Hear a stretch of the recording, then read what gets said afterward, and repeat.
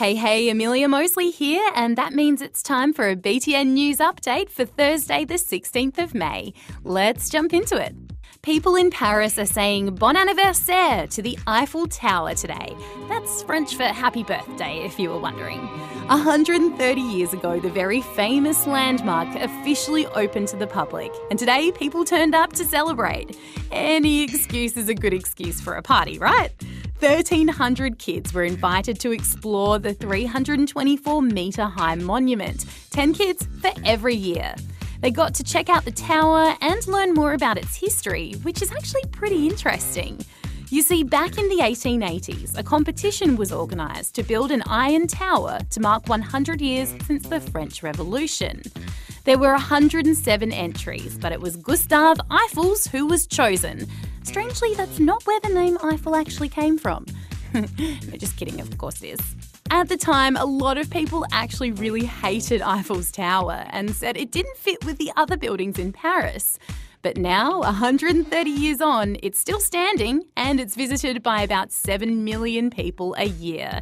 It's known around the world as a significant and much loved monument. Yeah, it gets a wee from me.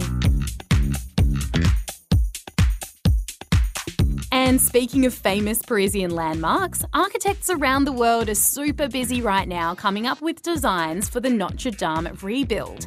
But it turns out some slightly less experienced designers are also working on it. You might remember the big fire that damaged the extremely old and extremely famous cathedral and how the French president vowed to rebuild it. Well, France started an international competition to ask for experts' designs, as you do.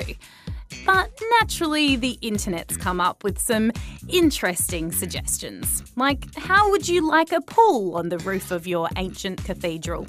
Or maybe a car park for all of the visitors? Or you could turn it into a very well-known fast food joint. Yeah, I can't see any of those getting approved, guys. But hey, they're worth a look if you're feeling like a giggle.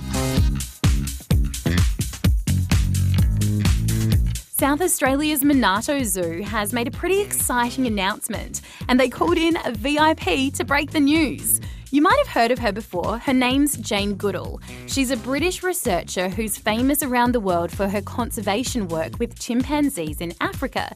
And she stopped by Adelaide to help announce that one of Monarto's chimpanzees is pregnant. Jane says the keepers there are doing some great work with the breeding program, and she used the opportunity to talk about the importance of conservation.